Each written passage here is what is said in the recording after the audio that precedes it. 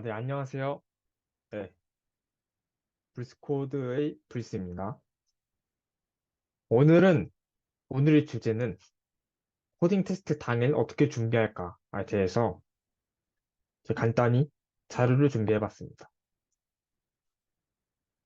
시작할게요.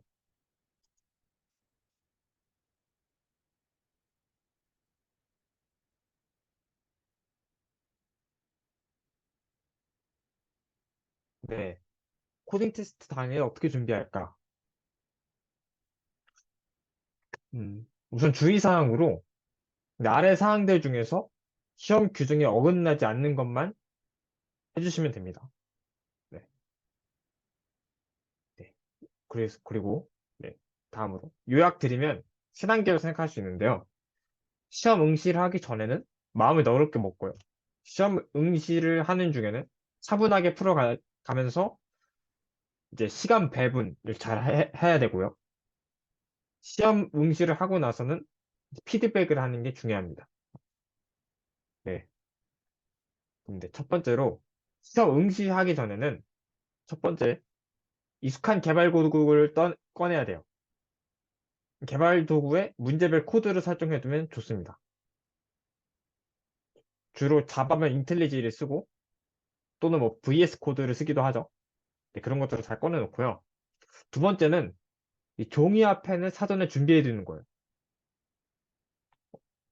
종이와 펜을 이용해서 문제의 키워드들을 좀 적고 그리고 필요에 따라서 그림도 그려보고 하면서 문제를 시각화하는 과정이 중요합니다. 네. 세 번째는 치트시트를 꺼내야 돼요. 저희는 특정한 언어를 풀겠지만 모든 언어의 문법을 다 알고 있지 않아요. 따라서 이러한 언어 사용법을 참고하기 위해서 또 이러한 문제를 푸는데 이러한 스킬로 하려고 하는데 이 스킬이 어느 정도의 시간 복잡도를 가지고 있는지도 해야 되죠. 그러기 위해서 그런 자료들을 미리 꺼내두면 좋다는 말씀이고요. 그래서 예시로 자료 두 개를 준비했는데 네, 지금 보여드린 첫 번째 자료는 자바 치트시트라고 검색해서 나온 자료들이고요. 네, 이런 자료가 있고 두 번째 자료는 네, 알고리즘 타임 컴플렉시티라고 검색해서 나온 자료예요. 이렇게 데이터 스트럭처별로 어떠한 행위에 대해서 타임 비고 계산법으로 어느 정도 시간이 드는지 나와 있죠. 네. 다양한 자료 구조들에 대해서 나와 있습니다.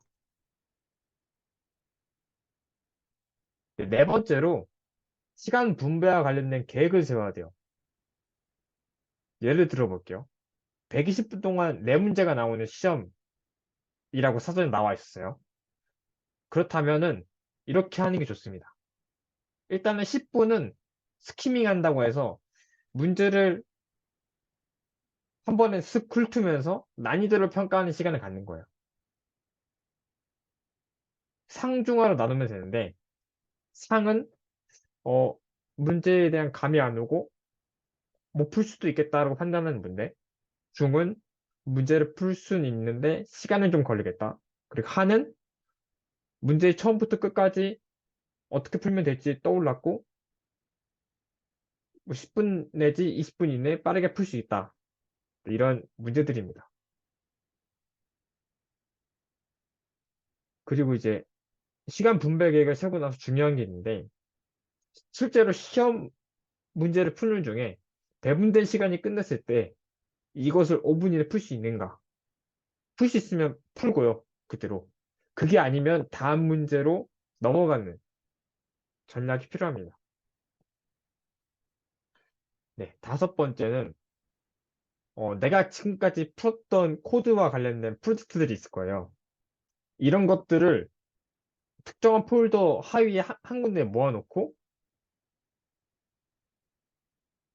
아이디, 네, 비주얼 스튜디오 코드와 같은 거 하나 켜서 검색이 가능하게끔 설정을 해두는 거예요.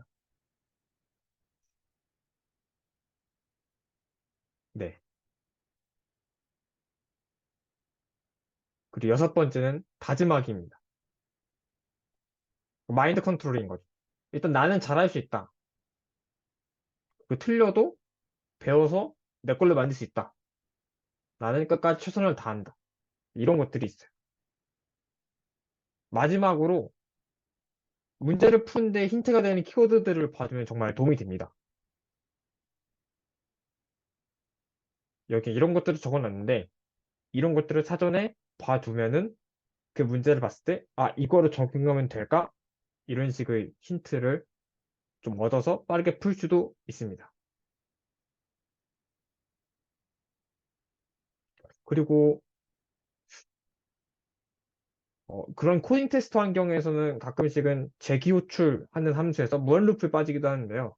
이럴 때 디버깅하는 방법으로 재기 함수 내의 그 시작부 그리고 리턴하기 직전에 함수 내에서 사용되는 변수들을 출력해보면 왜 무한루프에 빠졌는지 파악하는 데 도움이 됩니다.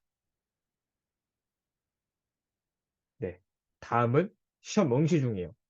시험 응시 중에는 아래 네 단계를 거치면 됩니다. 스키밍, 문제를 빠르게 훑는 단계에서는 모든 문제를 빠르게 읽고 난이도를 파악해야 합니다. 두 번째, 계획 세우기. 사전에 계획을 세웠죠. 그런데 그 사전에 계획된 대로 진행을 할지, 아니면 자신이 생각한 난이도에 따라 시간을 배분할지, 이런 거에 대한 판단을 하셔야 됩니다. 세 번째, 문제 풀기. 평정심 가지고 문제를 읽고서 차근차근 풀어나가면 되고요. 그리고 이제 문제 이해를 위해 가끔씩은 이제 종이와 펜을 준비했죠. 그걸로 그림도 그려보면 좋습니다.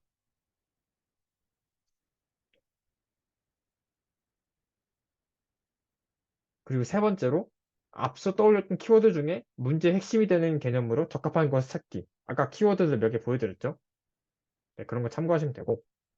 그리고 시험 종료 5분 전에는 문제 제출 상태를 확인하고 문제를 제출하시면 됩니다. 네, 마지막 단계예요. 시험을 응시하고 나서는 무엇을 하면 좋을까요? 결국엔 피드백을 해야 됩니다. 셀프로 피드백을 하시면 됩니다.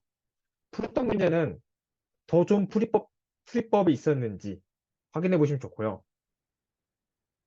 그리고 두 번째로 풀긴 풀었는데 혹시나 시간 차원에서 낭비는 없었는지, 낭비가 있었다면 다음엔 어떻게 예방할 수 있지, 이런 것들 고민해 보면 좋습니다.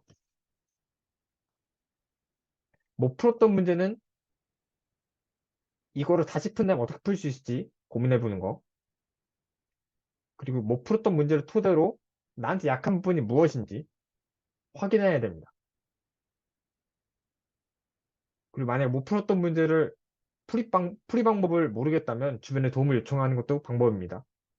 챗GPT를 이용할 수도 있겠죠.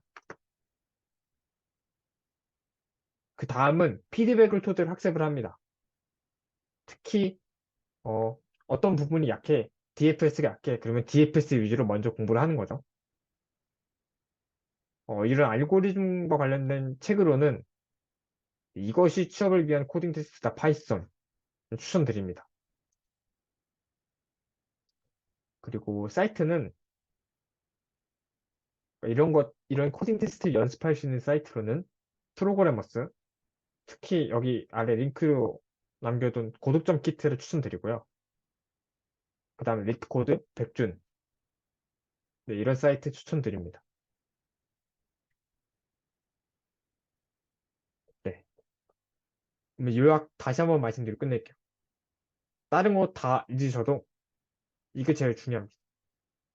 3단계.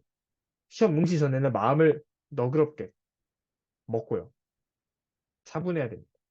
시험 응시 중에는 차분하게 풀어가면서 내가 시간을 배분한 대로 풀어가는 거예요. 세 번째는 시험 응시하고 나서는 피드백을 반드시 해야 됩니다.